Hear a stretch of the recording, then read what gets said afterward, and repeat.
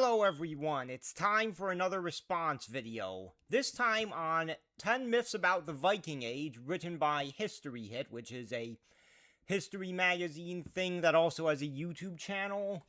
They normally do very good work, but, well, I suppose James Carson, but this article, it's a bit confused, I think, and I'll go through it, but a lot of these debunking, a lot of these myths that they claim are myths aren't exactly myths, or rather, they don't include all the context, or, well, we'll just get into it. Few periods of history create as much excitement as the Viking Age. Yet the stereotypical, and frankly legitimate, image of bloodthirsty warriors and raiders, beyond it, Viking history is actually much richer and more complex than that.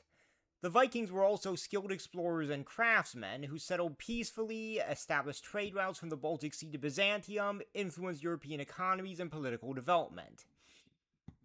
Somewhat true, I'll get into that later, but to start off with, a Viking is not a group of people like an ethnicity or something like that. So, the word Viking comes from a Scandinavian word that essentially means to go on an expedition, which is usually a raid in the sagas, but could also be like a trading expedition, theoretically. Not everyone who goes on a Viking raid would be a skilled craftsman or skilled explorer, but there were Vikings who were skilled explorers. And yes, there was a Scandinavian word to refer to the people who went on these expeditions. So, a Viking, yeah, they did have a word that is equivalent to how we use Viking today. Now, here we challenge 10 of the most common misconceptions about the Vikings. 1. They wore horned helmets. Contrary to popular belief, Vikings did not wear a horned helmet. The horned helmet was a 19th century invention popularized in German composer Richard Wagner's Der Ring des Nibelungen opera cycle in the 1870s. The costume designer basically thought that horned and winged helmets looked cool and had the Viking royals wear them, leading to the biggest myths in history. One of them. Archaeological evidence on Viking helmets is scarce, but there has never been a Viking helmet uncovered with horns on it. Depictions of Vikings from the period show them to be wearing simple iron or leather helmets.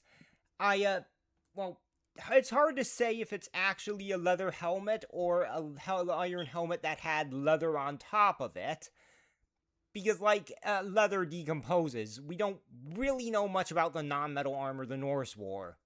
Horned helmets appeared in different cultures in the Bronze Age, but not in the Viking Age, and would have been impractical in battle. Yeah, true. However, I would like to deliver some more context regarding Richard Wagner's Der Ring des Nibelungen, as well as the horned helmet cultures that they're talking about.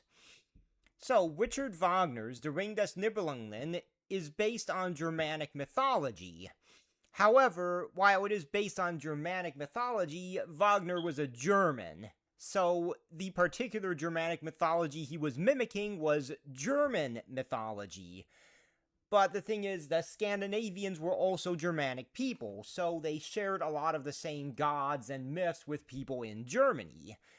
And, the Bronze Age helmets that they talk about in this article, those were found in an archaeological dig site in Germany.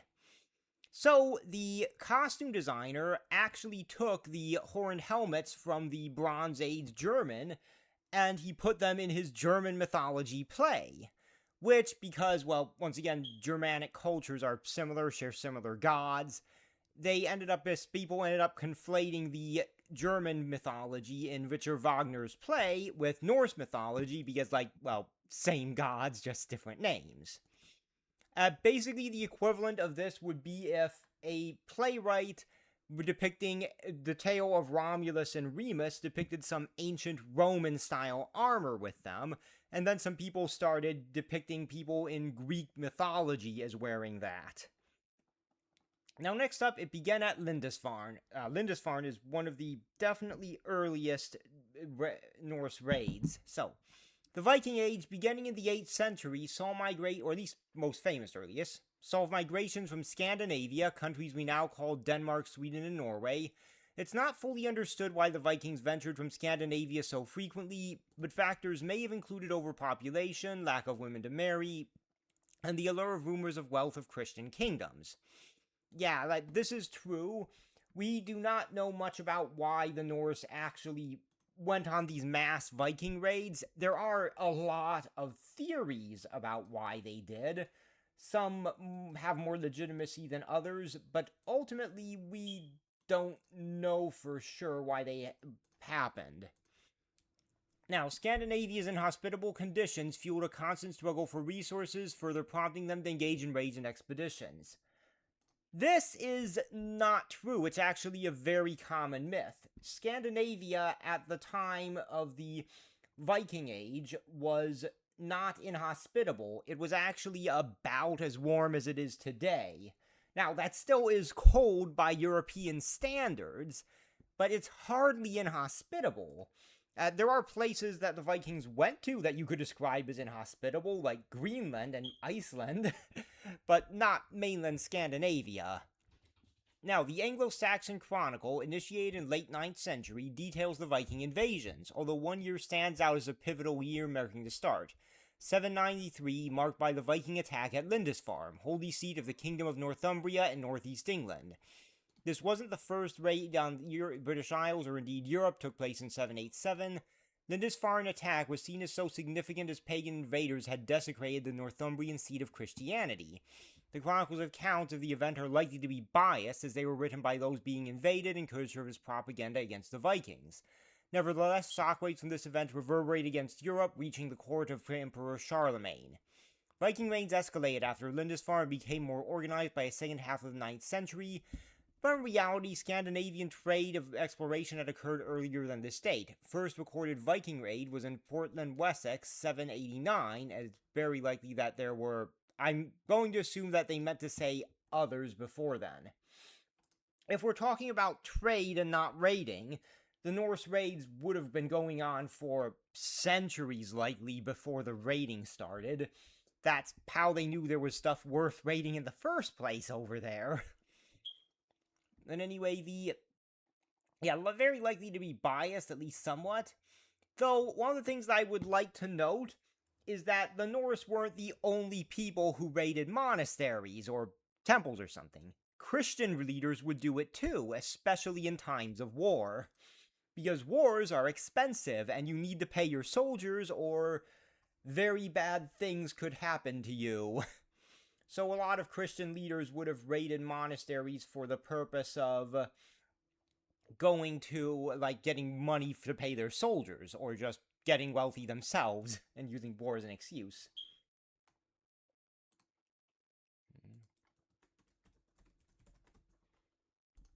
Now, 3. Ragnar Lothbrok was a real person. So, as they say, this is something that I disagree with as a myth. So Ragnar Lothbrok, in my mind, was definitely a real person, and I'll explain why. Because his sons exist. Like, we know for a fact that a lot of the people who are listed in the sagas as the sons of Ragnar Lothbrok existed. It's kind of hard to have your sons exist without being a real person yourself. And there are multiple historical figures who could be Ragnar Lothbrok. Now, I personally think Ragnar Lothbrok was actually multiple people. Like, there was one guy who was legitimately named Ragnar Lothbrok, or rather named Ragnar and had the Lothbrok nickname, or whatever they call that. But there were other people who happened to be named Ragnar operating at roughly around the same time. And because they didn't have surnames at the time, a lot of people thought those Ragnars were Ragnar Lothbrok, and their deeds ended up getting added to his story. So anyway, moving on, Ragnar Lothbrok is the legendary lead character in the HBO series Vikings and a figure in the Viking sagas. However, much of what is thought to be known is shrouded in ambiguity. Information about him primarily comes from the Icelandic Viking sagas, yet these were written in the 13th century, 2 centuries before the end of the Viking Age, lead to debates and doubts over their historical accuracy. This is generally true. Even the most accurate of the Icelandic sagas are a bit like westerns. The people in them are real, the events in them are generally real, but they're larger than life, or rather, like the most accurate westerns. where you do have real people and events, but they're larger than life, they're exaggerated, a bit stronger, a bit more getting in fights than they were in real life, stuff like that. And Ragnar Lothbrok is generally considered semi-legendary because it's possible he was real, but we don't know for sure. I think he was, but the idea that he isn't is also somewhat valid. Furthermore, the most famous sagas were written in Iceland, far away from where much Viking activity took place. True, a lot of them were, but there were Icelandic Vikings, too, so... but still, yeah, they're true. The sagas, although based on real people and events, were passed down generations through oral traditions and storytelling, making them susceptible to changes, embellishments, and partial fabrications. True. Many view Lothbrok's adventures as mythical, potentially a combination of various historical figures into one historical persona. Hello, me with this part. Leveraging Ragnar's established reputation. Yeah, that's true, but that doesn't mean there wasn't a person named Ragnar Lothbrok. And it's entirely possible he was a real person who's just got exaggerated over time. These sagas, while considered historical accounts, may also serve as entertainment. For example, Tale of Ragnar Lothbrok has him slaying giant snakes, sometimes depicted as a dragon. To be fair, as far as we can tell in Norse mythology, dragons are giant snakes in it. Like, that's legitimately what dragons look like in Norse myth. Now, anyway, so moving on, and strangling a bear, reflecting a bent of history and imaginative storytelling. Okay, but none of this is definitive proof that he wasn't a real person. All it is saying that he might be mythical, he might also be a real person who was heavily exaggerated, he might be multiple people combined into one person. Like, it doesn't mean that he definitively wasn't one, so it isn't a myth. 4. Leif Erikson reached America. Now, pay attention to this one, because I'm going to read it in full, because they're going to kind of debunk their own point there. Icelandic explorer Leif Erikson is credited with reaching the North American continent around 1000 AD. According to the saga of Eric the Red, Erikson went on a mission to Greenland, but was blown off course and reached Vinland, named due to the growth of wild grapes in the region. However, as this information comes from an Icelandic Viking saga, it is probably not totally accurate, more a suggestion of how the event occurred. I mean, maybe, for all we know, it could be at least mostly accurate, or perhaps totally, more likely mostly, but... A further story from Icelandic saga, the Saga of the Greenlanders, is that Erikson learned about Vinland from Icelandic trader Bjarni Herjolfsson, who had sighted the North American coast from his ship 14 years before his voyage, but had not stopped there. Again, questions arise over the accuracy of material known from the Viking sagas. True, there are questions that may be accurate, but... Nevertheless, in the 1960s, a Viking settlement known as Landsalt Meadows was discovered by Norwegian explorers in Newfoundland, the northeasterly portion of Canada. It has been suggested that this site was where Erikson landed.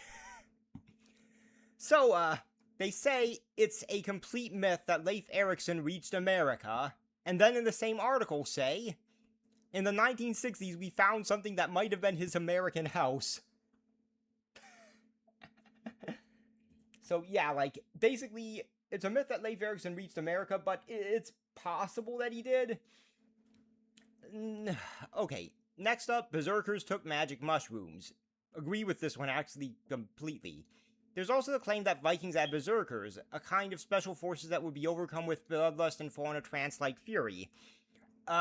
Okay, so, take back what I said, disagree with this part. Because, like, berserkers were a real thing. There are accounts from them not just from the Norse, but from other peoples as well. For example, there are Byzantine accounts of berserkers in the Varangian Guard. They describe the berserker frenzy not just happening as a result of of war, but also of heavy physical exertion. And they describe the berserkers as, like, basically having to rest for hours after going out of their fury. Claims that these berserkers consume magic mushrooms before battles to make them go berserk lack evidence, and experts state there is absolutely no evidence of that. This part I agree with 100%. So, the berserkers, there is evidence that they took drugs, but not mushrooms. In particular, there's this idea that they might have taken henbane. which can have similar effects to berserkers. The evidence of this is henbane seeds were found in some graves that historians think may have been the graves of berserkers.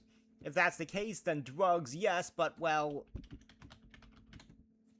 henbane is not a mushroom.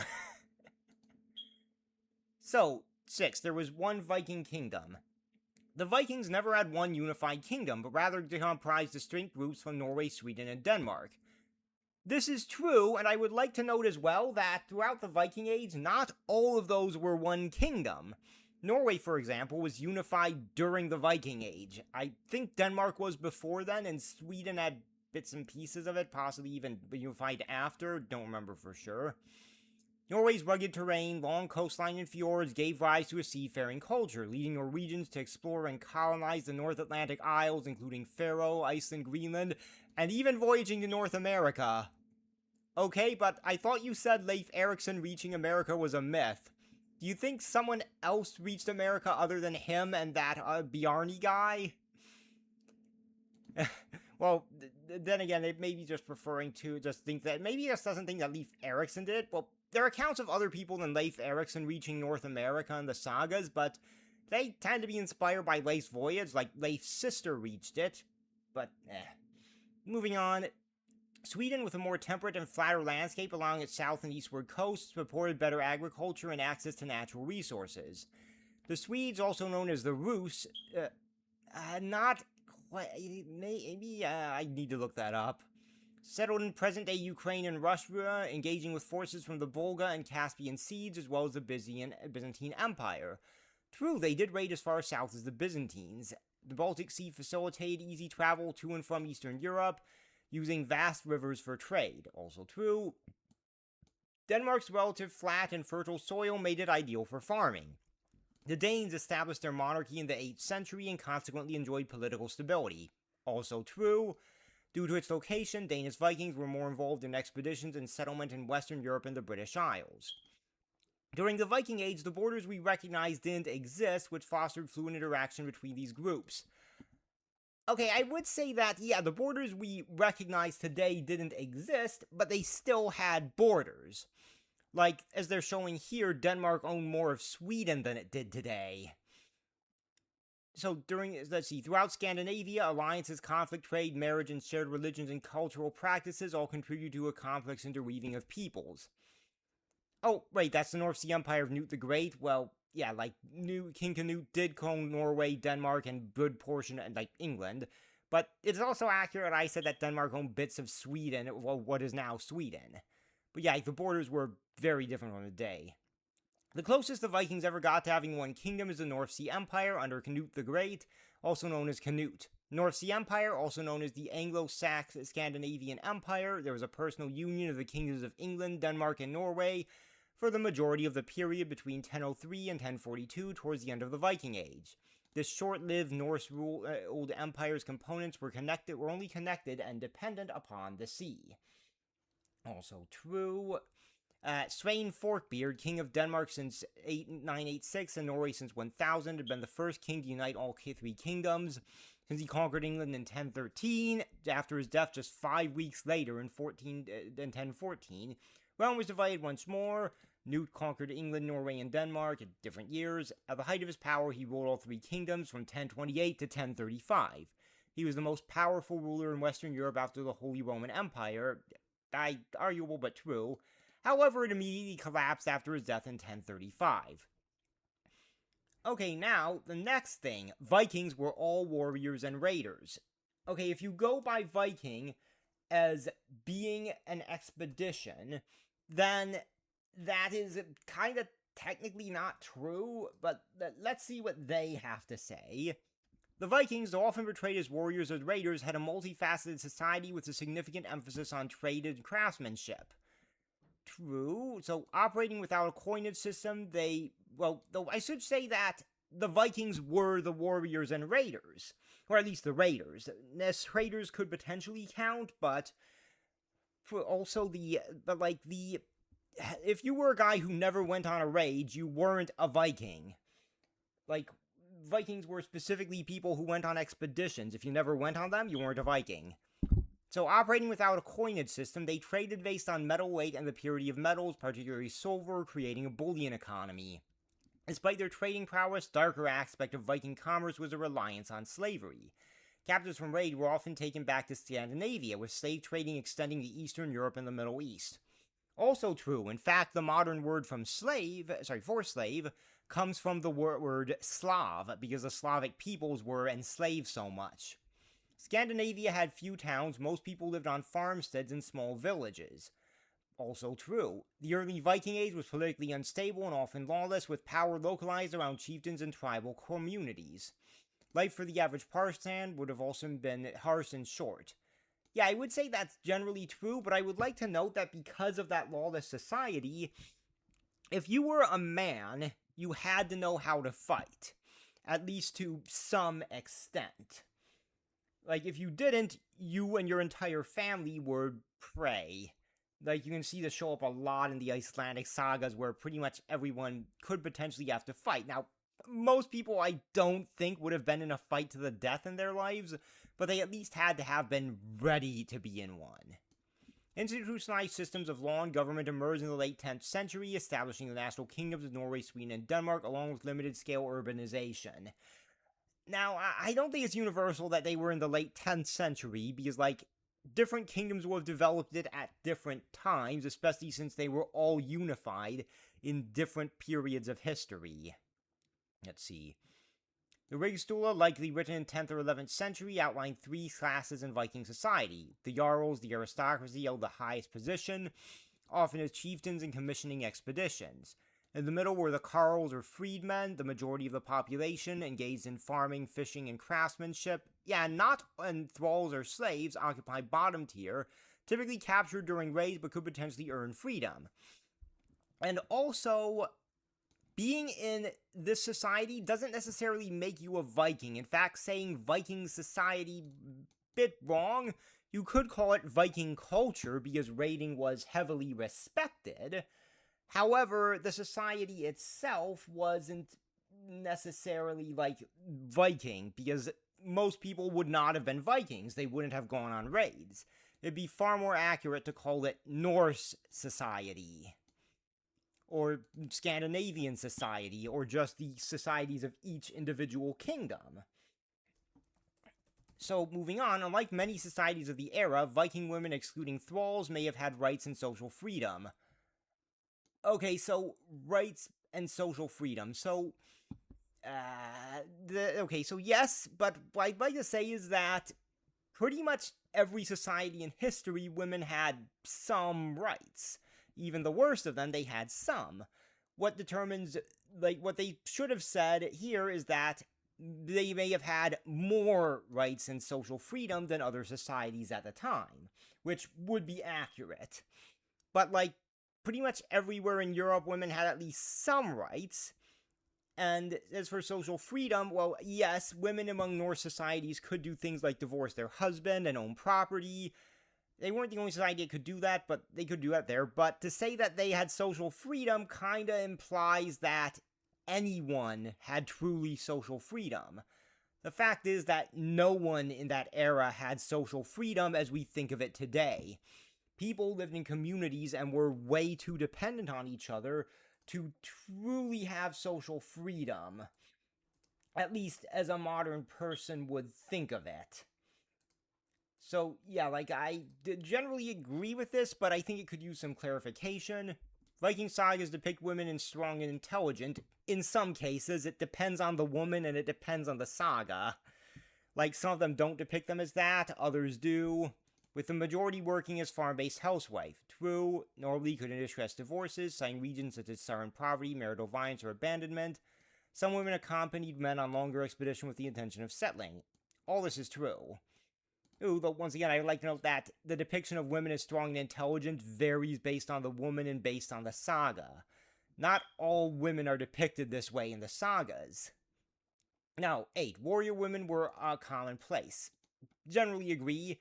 So while Viking poetry and sagas depict strong and intelligent women who command the respect of the community, the term Viking specifically referred to men. Okay, so the term Viking specifically referred to raiders who were pretty much almost always men. In fact, I'm pretty sure that there are no female raiders specifically, even when women are depicted as warriors in the sagas. Now, let's see. In reality, the majority of free women would have been farm-raised housewives, true, yet there is also evidence from burials and sagas that some women were involved in fighting, true. These Viking warrior women were referred to as shield maidens or the mythical Valkyries. Okay, so I wouldn't really call them necessarily the Valkyries Vikings, because the Valkyries don't really raid. They take people to Valhall and decide the fate of battles, but they don't raid, so they're not Vikings. Like, even, and shield maidens, dang, and actually, there was an example of a shield, well, dang, and she was, Hervor, in the saga of Hervor and Hadrix is a shield maiden who does some things like raiding, but, she isn't referred to as a Viking in the saga, or a shield maiden for that matter, so maybe not.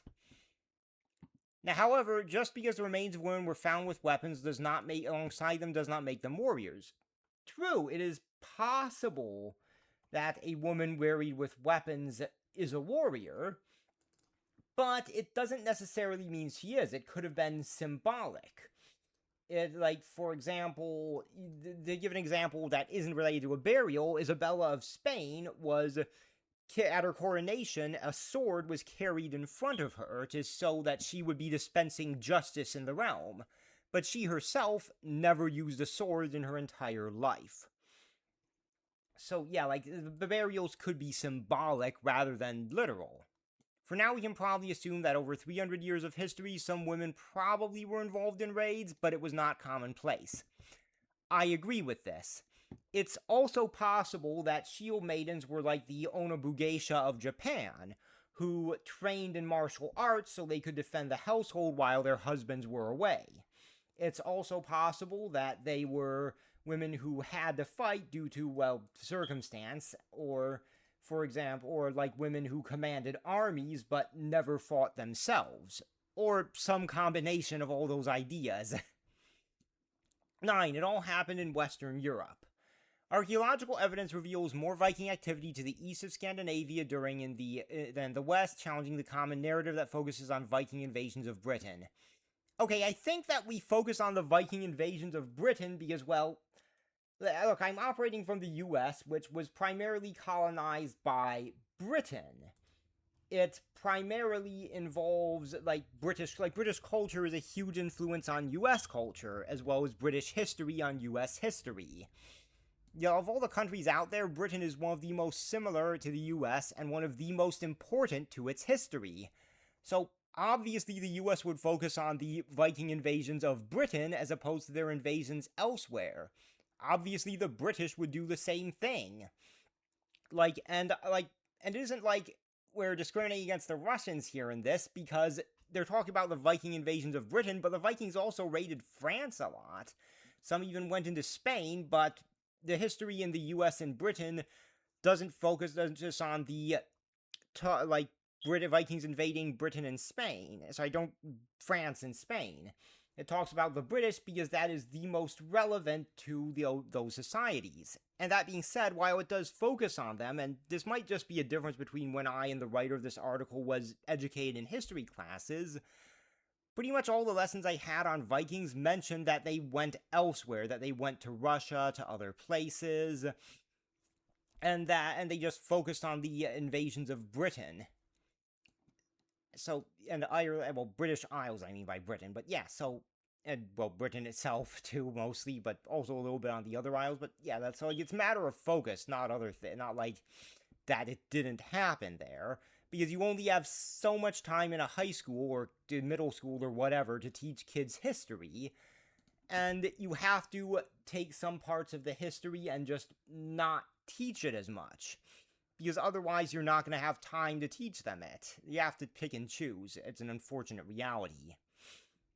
Anyway, the Swedes conducted voyage into the Baltic Sea into what we now know called Russia. True. Establishing Kiev and Rus in 882. Also true. Word Rus comes from the Old Norse word roa, meaning to row, and is connected to the modern country of Russia where many Vikings settled. Okay then, so but according to that part of the article, the Swedes did not call themselves the Rus. Like, they were not known, the Swedes were not known as the Rus. The Rus were specifically the guys in Ukraine and Russia, not the guys in Sweden. Anyway, these expeditions primarily focused on trade, creating a vast network from the Black Sea to Finland. The Vikings played a crucial role in rebuilding European economy after the fall of the Roman Empire by establishing extensive trade networks. I'm not sure about that one, but I could agree with it. I could see it being true, just not sure if it is or isn't. Now, let's see. Okay, the settlements and trading posts in Europe, including Spain, Sicily, and North Africa. That is true, though I should also mention that while they did raid and trade, as far as North Africa and even the Middle East, those would have been rare. Most of the trade expeditions and raiding would have been to places that are significantly closer to Scandinavia. Viking traders also established navigated rivers in Eastern Europe, connecting Black Sea, Constantinople, and the Abbasid Caliphate. This allowed them to access the Silk Road and get trade goods like and trade diverse goods like amber, wool, fur, leather, fish, and walrus ivory, and narwhal ivory. In fact, they would tell people that the narwhal ivory was unicorn horns. So then people would make medicine thinking that was unicorn horns. Archaeological evidence, including a silver coin hoard that includes Islamic coins found in England in 2011, illustrates the extensive reach of the Viking trade network. That is true. Like, they did trade a while, and there is some evidence that they traded with people in the Middle East, and raided with people in the Middle East too.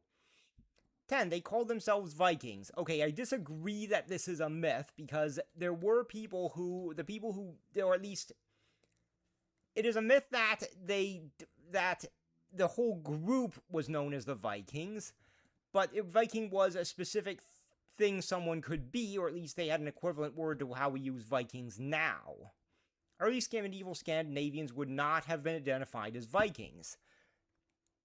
Probably in most cases not, but if someone was a raider and you asked, hey, are you a Viking? He would have gone, oh, yeah, I'm a Viking.